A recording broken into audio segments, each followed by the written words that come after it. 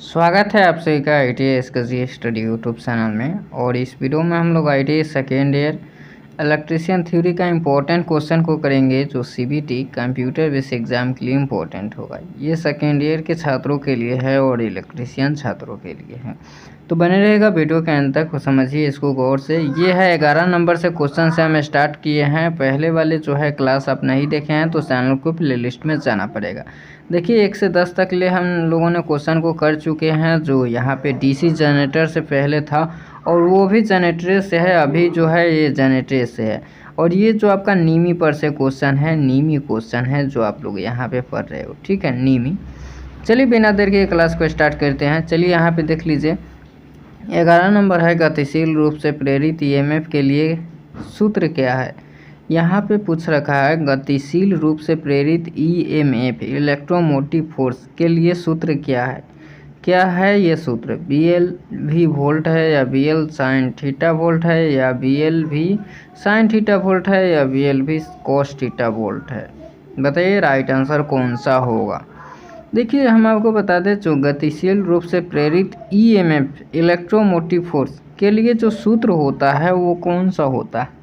तो देखिए ये जो है आपका BL साइन थीटा वोल्ट होता है। हम BL का फुल फॉर्म के बारे में बात करें तो बायोलॉजिकल लिमिट वैल्यू होता है। क्या? बायोलॉजिकल लिमिट वैल्यू होता है, ये ध्यान में रखिएगा।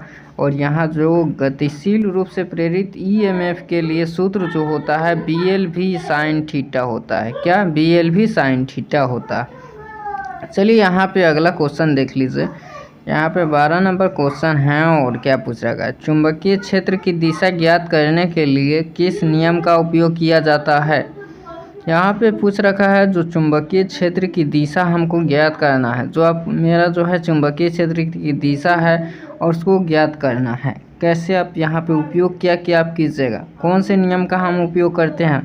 दाहिने हाथ की हथेली का नियम, फ्लेमिंग के बाएं हाथ का नियम, या फ्लेमिंग के दाहिने हाथ का नियम, या क्रॉक का यहाँ पे कॉर्क स्क्रू नियम है। बताइए, 4 ऑप्शन है और राइट आंसर बताइए। देखिए यहाँ पे हम आपको बता दें, जो चुंबकीय क्षेत्र जो होता है आपका 2 मैग्नेट होता है और उसको जो है यहाँ पे किस क्षेत्र की दिशा द्वारा हम ज्ञात करते हैं, कौन से नियम का हम उपयोग करते हैं, बताइए। तो देखिए आप लोग ये ध्यान में रखिएगा, फ्लेमिंग के दाहिने हाथ का नियम जो होता है DC जनरेटर जो है जनरेटर में हम उपयोग करते हैं फ्लेमिंग के दाहिने हाथ का नियम। फ्लेमिंग के दाहिने हाथ नियम ये आप बोल सकते हो और यही होगा, ठीक है। ये सब ध्यान में रखिएगा। नेक्स्ट क्वेश्चन, और इसको आप लोग समझिए गौर से। DC जनरेटर के भाग का नाम बताइए। ये एक DC जनरेटर के भाग है और इसका नाम पूछ रखा है, क्या होगा? स्टेटर है, या ध्रुव कोर है, या पोल शू है, या योक है। योक या फ्रेम इसको हम बोलते हैं। तो ये कौन सा है, इसका नाम क्या है? तो देखिए ये जो इमेज है यहाँ पे चित्र वाला, जितना जो आपका सवाल बनता है ये सब आप ध्यान में रखिएगा, क्योंकि यहाँ पे ऐसे ही अधिकतर सवाल देखने को मिलता है। तो ये DC जनरेटर के भाग का नाम पूछ रखा है, इसका नाम क्या है। तो ये देखिए ये जो है ये एक योक है जिसको हम फ्रेम बोलते हैं। और ये जो है DC जनरेटर में ये लगे होते हैं, ये कवर होता है, ठीक है। अक्सर इससे इंटरव्यू में सवाल भी पूछे जाते हैं। देखिए ये योक के बारे में हम पूरा डिटेल आपको हम बता दिए हैं ED सेकेंड ईयर में। सेकेंड ईयर में आपको पूरा हम डिटेल बता दिए हैं, पर इसमें भी आप लोग देख लीजिए, थोड़ा समय आपको दे रहे हैं। देखिए यहाँ पे ये जो योक होता है, इंटरव्यू में भी सवाल बनता है ऐसे कि योक जो होता है, योक का काम क्या होता है, ये किस धातु के बनाए जाते हैं, ये सब यहाँ पे सवाल पूछा जाता है। देखिए योक जो है हम आपको बता दें कि यहाँ पे जो योक का काम क्या होता है। तो देखिए योक जो है ये पाठ पूर्जा को संभाल कर रखता है। जो बॉडी होता है वो पाठ पूर्जा को संभाल करके रखता है इसके अंदर, ठीक है। और ये जो योक होता है चुंबकीय फील्ड को ये बाहर नहीं जाने देता है। जैसे कि ये 2 पोल होते हैं, यहाँ एक पोल है, ये पोल है, तो 2 पोल है और ये रोटेट करता है, तो चुंबकीय फ्लक्स जो कट रहे हैं तो ये बाहर नहीं जाने देगा, ठीक है। ये इसका काम होता है। और तीसरा काम ये होता है, ये चुंबकीय पथ प्रदान करता है, ठीक है। तो ये सब आप ध्यान में रखिएगा। चलिए अगला क्वेश्चन देख लीजिए क्या पूछ रखा है। अब इसको समझिए आप लोग। चौथा यहाँ पे 14 नंबर क्वेश्चन है, 4 पोल DC जनरेटर के डुप्लेक्स लैप वाइंडिंग में कितने समांतर रास्ते होते हैं। देखिए यहाँ पे 4 पोल डीसी जनरेटर, यहाँ पे हम कल के वीडियो में ही हम आपको बताए थे, जो यहाँ पे पोल होते हैं, यहाँ पे पोल होते हैं अक्सर डीसी जनरेटर है, जैसे ये एक डीसी जनरेटर है और यहाँ पे अधिकतर पोल होते हैं, जैसे कम से कम 2 पोल यहाँ पे रखे जाते हैं और ज़्यादा से ज़्यादा 8 पोल हम रख सकते हैं। ठीक है, तो ये क्षमता के अनुसार है। यहाँ पे अक्सर ये सब आपका पोल है और यहाँ पे देख लीजिए अच्छे तरीके से नहीं बन पाया, तो ये यहाँ पर भी होता है और यहाँ पर। तो देखिए एक होता है नॉर्थ पोल, नॉर्थ के सामने साउथ होना ज़रूरी है, तो ये सिंगल पोल हमेशा नहीं रहेंगे। यहाँ पे ऐसा नहीं है कि नॉर्थ पोल हम रखेंगे, नॉर्थ पोल और साउथ पोल रहना चाहिए। फिर इधर भी नॉर्थ रहेगा, इधर नॉर्थ है तो इधर साउथ रहेगा, इधर नॉर्थ है तो इधर साउथ रहेगा, तो ऐसा यहाँ पे रखा जाता है। तो वही पूछ रखा है 4 पोल, यहाँ पे 4 पोल है, ऐसा नहीं कि 3 पोल होगा, 3 पोल नहीं होगा, नहीं 5 पोल, नहीं 7 पोल। ठीक है, ये अथी के ये सम संख्या के रेंज में 2, 4, 6, 8 रहते हैं। ठीक है, तो यहाँ पे देखिए 4 पोल डीसी जनरेटरों के डुप्लेक्स लैप वाइंडिंग में कितने समांतर रास्ते होते हैं, तो कितने आपका समांतर रास्ता बनेगा बताइए। तो देखिए 4, यहाँ पे 4 ऑप्शन है, 4 बनेगा या 6 या 8 या 12। तो देखिए हम आपको बता दें 4 पोल डीसी जनरेटर में डुप्लेक्स लैंप वाइंडिंग में कितने समांतर रास्ते बनेंगे, तो 8 आपका समांतर रास्ता बनेगा। ठीक है, चलिए नेक्स्ट क्वेश्चन 15 नंबर क्वेश्चन है और इसको आप समझिएगा गौर से। देखिए ये क्या है, देखिए डीसी जनरेटर के भाग का नाम बताइए। ये एक डीसी जनरेटर का भाग है और इसको नाम बताना है। इसका नाम क्या है, साइड एंड प्लेट्स है या पोलसू लेमिनेट्स है या कम्यूटेटर खंड है या आर्मेचर कोर लेमिनेशन है। तो देखिए ये एक लेमिनेशन है, आर्मेचर कोर लेमिनेशन, जिसको हम बोलते हैं क्या, आर्मेचर कोर लेमिनेशन। चलिए नेक्स्ट क्वेश्चन, ये सब ध्यान में रखिएगा। अगला है डीसी जनरेटरों में इंटरपोल कैसे जुड़े होते हैं। देखिए मेन पोल यहाँ पे इंटरपोल जो पूछ रखा है, एक डीसी जनरेटर है आपका। डीसी जनरेटर क्या होता है, देखिए इतना तो हम डीसी जनरेटर बता रहे हैं, बट आपको डीसी जनरेटर पता नहीं है तो इसके पहले वाले क्लास आप देख लीजिए। 17 नंबर जो क्लास है आपको चैनल को प्लेलिस्ट में मिलेगा। डीसी जनरेटर के बारे में हम डीसी जो जनरेटर होता है उसके बारे में हम अच्छे तरीके से समझाए हुए हैं। ठीक है, डीसी जनरेटर काम कैसे करता है, तो ये मैकेनिकल एनर्जी को इलेक्ट्रिकल एनर्जी में कन्वर्ट करता है। तो ये सब हम डिटेल बताए हुए हैं, इसका कार्य क्या होता है, ये कौन सा हस्त नियम का उपयोग किया जाता है, पूरा डिटेल हम समझाए हुए। तो डीसी जनरेटर में इंटरपोल कैसे जुड़े होते हैं, कैसे जुड़े होते हैं डीसी जनरेटर में जो मेन पोल होता है, इंटरपोल जो होता है वो कैसे जुड़े होते हैं, आर्मेचर के साथ श्रृंखला में, आर्मेचर के साथ समांतर में, आर्मेचर के साथ श्रृंखला में या शंट फील्ड के साथ समांतर में। तो देखिए हम आपको यहाँ पे बता दें कि जो यहाँ पे पूछ रखा है जो डीसी जनरेटर में इंटरपोल कैसे जुड़े होते हैं, तो आर्मेचर के साथ श्रृंखला में जुड़े होते हैं। किससे, श्रृंखला में जुड़े होते हैं। नेक्स्ट क्वेश्चन, एक स्विच एक स्वयं उत्तेजित क्या है, एक स्वयं उत्तेजित डीसी जनरेटर में अवशिष्ट चुंबकत्व की आवश्यकता क्या है। यहाँ पे क्या पूछ रखा है, एक स्वयं उत्तेजित डीसी जनरेटरों में अवशिष्ट चुंबकत्व की आवश्यकता क्या है, वोल्टेज का निर्माण करें या फील्ड करंट कम कर सकते हैं या आर्मेचर करंट कम कर सकते हैं या नियत आउटपुट वोल्टेज बना रखें। क्या होगा इसका, जो एक स्वयं उत्तेजित डीसी जनरेटर में अवशिष्ट चुंबकत्व की आवश्यकता होती है, क्या होगा, तो ये आपका वोल्टेज का निर्माण बनाए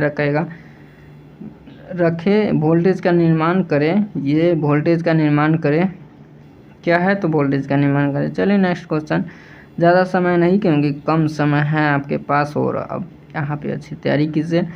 डीसी मशीन में वे कौन से दोष बिंदु हैं पूछ रखा है, जो डीसी जनरेटर में कौन से दोष बिंदु है जो ब्रश संपर्क प्रतिरोध को मापते हैं। कौन सा दोष बिंदु है जो ब्रश संपर्क प्रतिरोध को मापते हैं, बताइए। 4 ऑप्शन है और आप इसको पढ़िए समझिए गौर से कौन सा होगा। तो देखिए यहाँ पे ब्रश और कम्यूटेटर के बीच प्रतिरोध होना अनिवार्य है, तो यहाँ पे संपर्क प्रतिरोध मापता है क्या डीसी जनरेटर में। वह जो डीसी जनरेटर में ब्रश और कम्यूटेटर ऐसा यहाँ पे के बीच जो प्रतिरोध होता है वो ब्रश और संपर्क प्रतिरोध को मापते हैं। ठीक है, ये ध्यान में रखिएगा। नेक्स्ट क्वेश्चन है और ये क्या पूछ रखा है कि इस वोल्टेज ड्रॉप को x के रूप में चिन्हित किया गया है। कौन सा यह वोल्टेज ड्रॉप है जो x के रूप में चिन्हित किया गया है। यहाँ पे x के रूप में चिन्हित किया गया है और वोल्टेज ड्रॉप का नाम बताइए। पूर्ण रूप वोल्टेज पाथ है या आर्मेचर वोल्टेज पाथ है या आर्मेचर रिएक्शन ड्रॉप है या शंट फील्ड वोल्टेज ड्रॉप, बताइए इसका राइट आंसर कौन सा होगा। तो देखिए ये जो आपके सामने x के रूप में जो चिन्हित यहाँ पे किया गया है चिन्हित, तो ये कौन से वोल्टेज ड्रॉ है, बताइए कौन सा वोल्टेज ड्रॉ है। 4 ऑप्शन दिया गया है और राइट आंसर बताइए 4। तो देखिए ये है आर्मेचर रिएक्शन ड्रॉप। क्या है, आर्मेचर रिएक्शन ड्रॉप। चलिए नेक्स्ट क्वेश्चन क्या पूछ रखा है, कंपाउंड जनरेटर का नाम क्या है।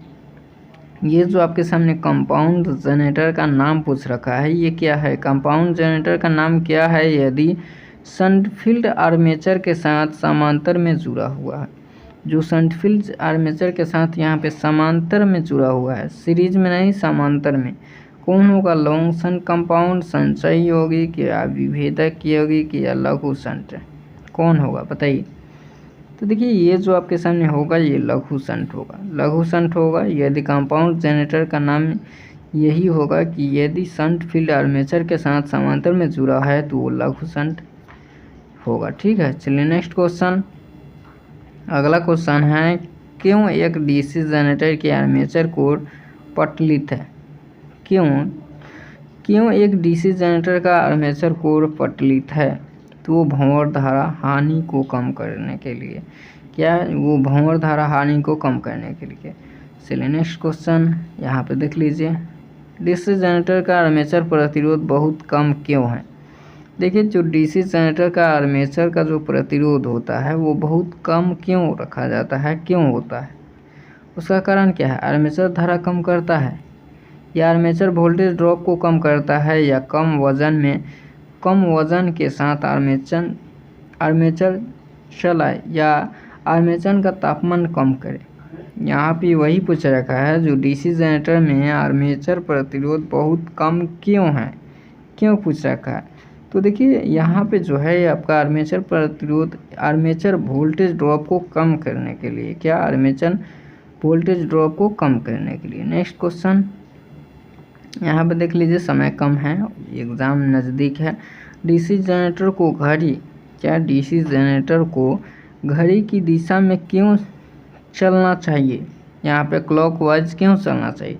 देखिए यहाँ पे डीसी जनरेटर को घड़ी की दिशा में ही क्यों चलना चाहिए, यहाँ पे घड़ी की दिशा में ही क्यों चलना चाहिए, अलग भी तो चल सकता है, घड़ी की दिशा में चलने का क्या कारण है यहाँ पे बताइए, क्यों चलना चाहिए, कारण नहीं, यहाँ पे क्यों चलना चाहिए। ब्रश को नुकसान से बचने के लिए चलना चाहिए या अपशिष्ट चुंबकत्व की रक्षा करने के लिए, आर्मेचर में शंट सर्किट से बचने के लिए या जनरेटर अभिभारित करने के लिए, बताइए कौन सा होगा।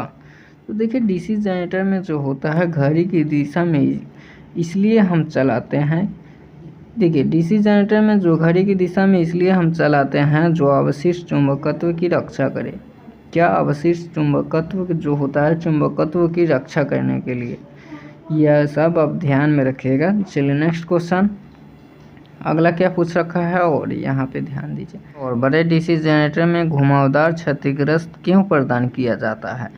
जो बड़े डीसी जनरेटर होता है उसमें बड़े घुमावदार जो होता है घुमावदार क्यों क्षतिग्रस्त क्यों प्रदान किया जाता है, अधिक लोड कनेक्टेड होने के कारण या कम्यूटेशन प्रभाव को कम करने के कारण या जनरेटर की दक्षता बढ़ाने के कारण। यहाँ पे 3 ऑप्शन है, चौथा ऑप्शन आपका सी है, यहाँ पे मान लीजिए आर्मेचर प्रतिक्रिया प्रभाव को बेअसर करने के कारण।